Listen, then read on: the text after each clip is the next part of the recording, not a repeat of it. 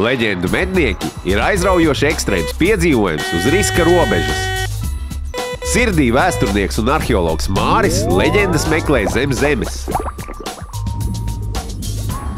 Niršanas guru Horens tās atrod ūdenī.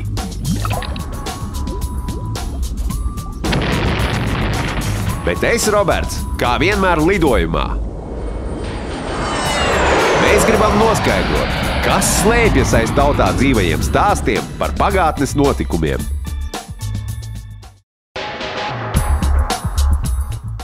Viena no noslēpumainākajām pasaules leģendām saistās ar māju kalendāru, kurš beidzas 2012. gada ziemas saulgriežos. Kalendārs ir saskaitījis vairāk kā 5000 gadu garu ciklu. 13. baktuns, kurā šobrīd dzīvojam, beigsies 2012. gadā. Kas būs tālāk? Vai beigas ir kaut kā jauna sākums?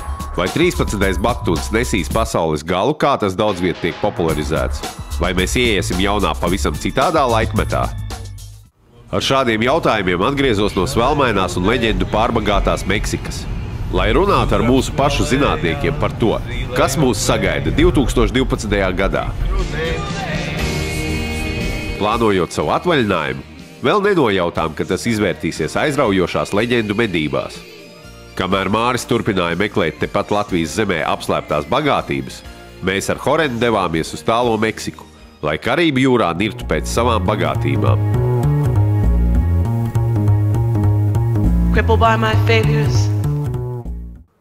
Katra nirēja sapnis ir ienirt Jukatanas pussalas senotēs.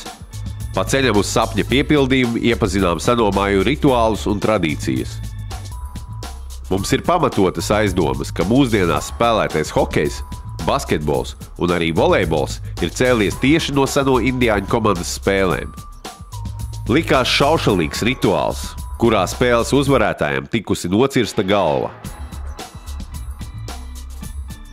Bet ņemot vērā māju garīgo attīstību, saprotam, ka dievam, lai izlūgtos labvēlību, varēja upurēt tikai to labāko. Māji izmantoja Jukatanas pussalas kritenes, lai realizētu savus dažādos rituālus.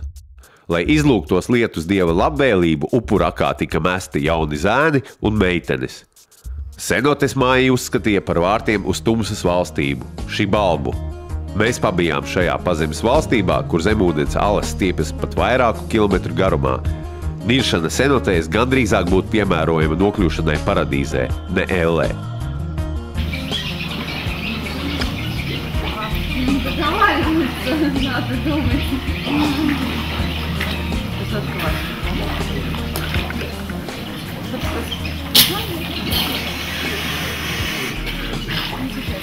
Esam laimīgi atpakaļ no māju aizsolas.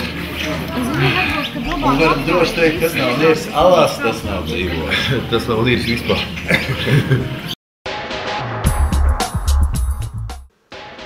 Ne tikai pazemē un zem ūdens ir atrodams pārsteidzošas lietas. Jukatanas pussala ir pārbagāta ar seno civilizāciju atstātajām celtnēm. Ar vienu no lielākajiem pasaules noslēpumiem mēs negaidīti sastapāmies seno māju kultūras centrā, Čičenicā, aplūkojot grandiozos spalvotās čūskas, jeb Kukulkana piramīdu. Šī celtne ir slavenā māju kalendāra atveidojums arhitektūrā. Akmens kalendārs ir 9 pakāpju piramīda, 30 metru augstumā un 55,5 metru platumā. Katrā no 4 piramīdas skaldēm ir 91 pakāpiens, kopā veidojot 364 pakāpienus plus 1, kas ir templis virsotnē. Šo pakāpienu summa attaino 365 gada dienas.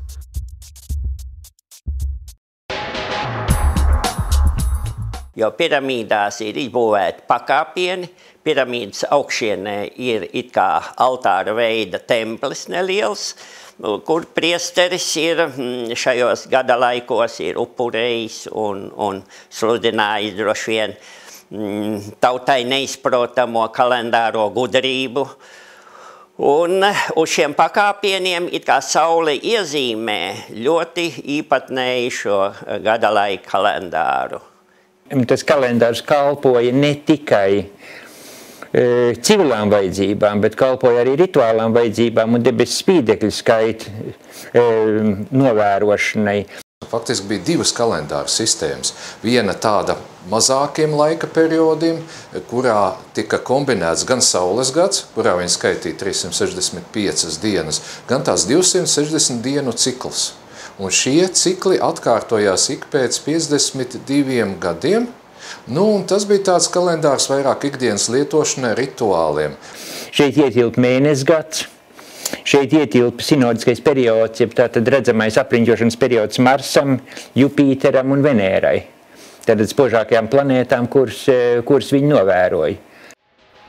Māju priesteri šo garīgo ceremoniju un rituālu centru būvējuši, balstoties uz izcilām zināšanām ne tikai celtniecībā, bet arī matemātikā un astronomijā. Par to liecina īpašie piramīdu izmēri, pakāpienu skaits un novietojums pret noteiktu debesu pusi. Šo Kukulkana piramīdu, jeb El Castillo, sauktu arī par akmens kalendāru, uzcēla Icas tauta. Izmantojot personīgo enerģiju, kura netika izšķiedēta pa tukšo, viņi varēja celt, viņi varēja nodrošināt palīdzību citām būtnēm, viņi pētīja sevi, nevis skraidīja apkārt un meklēja nezināmas labumus. Tā bija ļoti augstā attīstīta civilizācija. Taču joprojām nav skaidrs, kas notika ar šo civilizāciju un kur tā pazuda. Jau 500 gadu pirms Jukatānā parādījās eiropieši. Respektīvi, ka viņi var laikā pazust un pēc tam, kad grib atkal atgriezties uz zemes. Kaut kas tam līdzīgs. Ja? Tā ir atkal tāda teorija, kurai es galīgi nevar piekrist, jo nav citu pierādījumu, izņemot to viņu akmens kalumu interpretāciju. Katru gadu 21. martā un 21. septembrī šeit pulcējas tūkstošiem turistu, lai vērotu saules mistērijas. Tās šeit noris pavasara un rudens saulgriežos, kad diena un nakts ir pilnīgi vienāda garuma. Māji to zināja un izveidoja šo piramīdu tā, ka tieši saulgriežos šeit var novērot fantastisku gaismas spēli. Pa piramīdu uz leju locās čūska, pēc tam tā skrien atkal augšup, tas ir tā sauktais čūskas skrējiens. Māja ir viena no senākajām Centrālās Amerikas civilizācijām, kas atstājusi ievērojumu ietekmi uz tai sekojošajām kultūrām. Meksikā joprojām dzīvo māju pēcteči. Te dzīvo māja. Tā izskatās oriģināla māja. Šajā mājā dzīvo vesela ģimene. Grande la familia? Sí, es grande. Cuánto? Somos creo que 15. Viņu senču rituāli un zināšanas ir savijušās ar spāņu konkistadoru un fanātisko katoļu mācītāju ievestajām un uzspiestajām tradīcijām un ticību. Tu esi māja? Māja? Sí. Tu esi māja? Sí. Es tu māja? Sí. Tas izskatās pēc māju krusta, reku. Tas ir māja krusts. Redz, kāds interesants krusts ir. Tāds te. Mazliet savādāks nekā mēs esam pieraduši. Kad Kortes ienāca šeit, spāņi brīnījās, ka māji pazīst krustu. Māju reliģijā krusta zīme bija tāpat kā kristiešiem.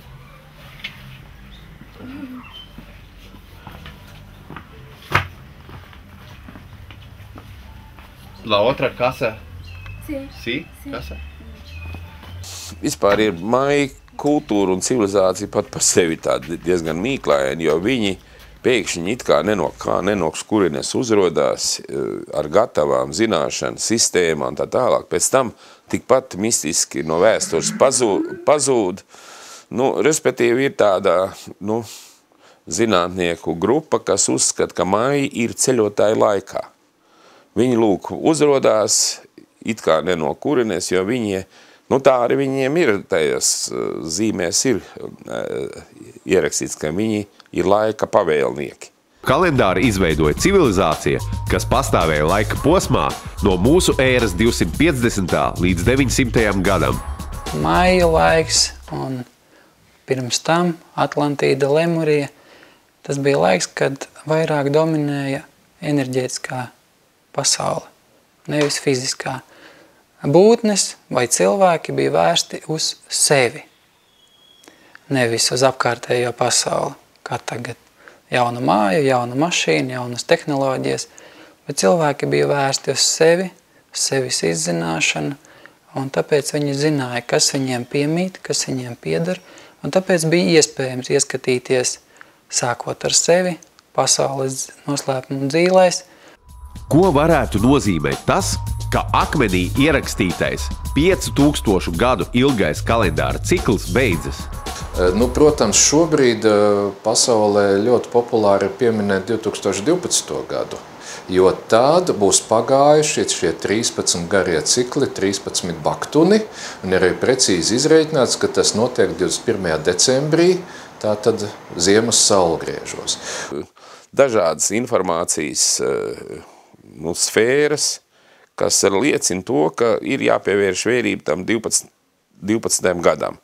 Bet māja kalendārs, viņš atkal, burtiski, tas ir lietišs, un tā taču ir lieta, tas ir akmenīts cirsts, jā.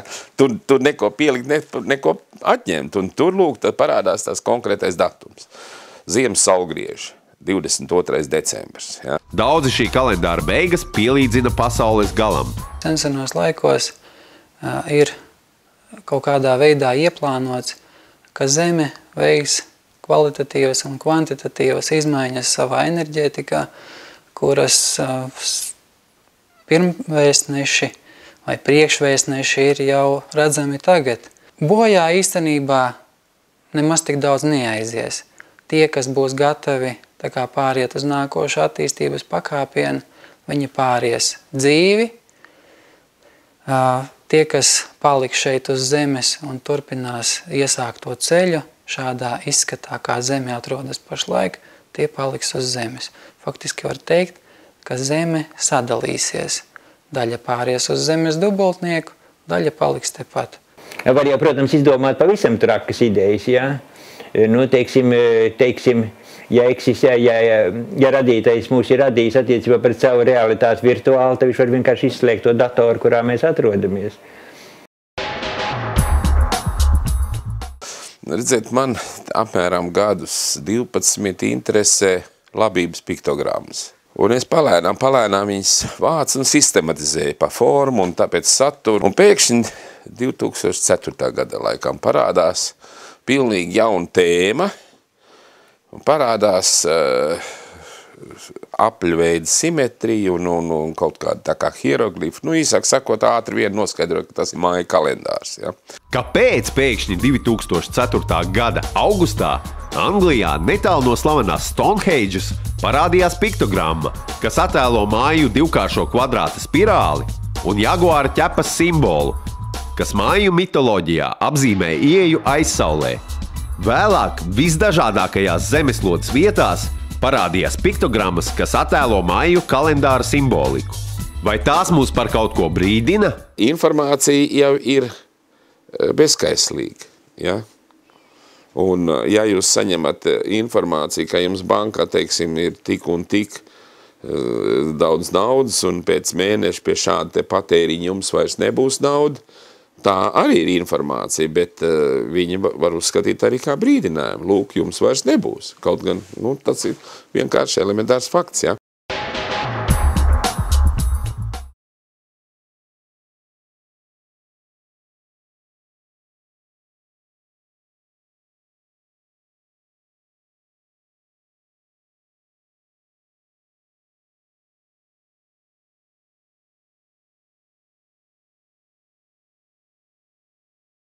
Turisma kompānija Diadēmas piedāvā.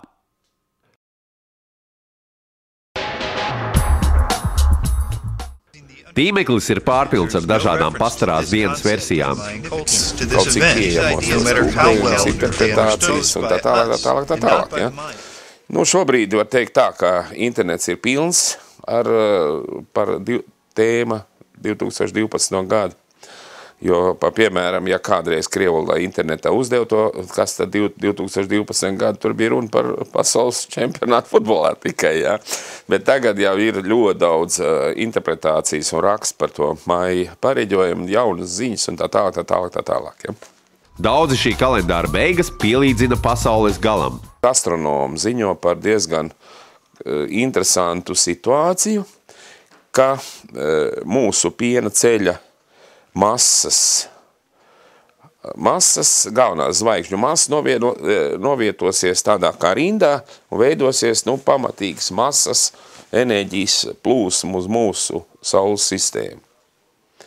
Notiek pārēj uz tā saucama ūdensvīra laikmeta.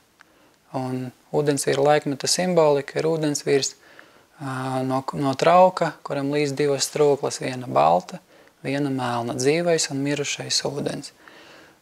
Jā, ir daudz informācijas par to, ka daļa aizies bojā, daļa pacelsies augšā. Un lūk, 12. gads ir arī grandioza Saules aktivitāte, un pārāk daudz prognozes liecina, ka Saule tad var būt ārkārtīgi aktīva. Jo šobrīd ir dīvaini viņa neaktīva, kas arī ļoti reta parādība. Ja? Un kad pārāk daudz tomēr Saules pētnieki domā, ka 12. gads būs diezgan tāds nejauks.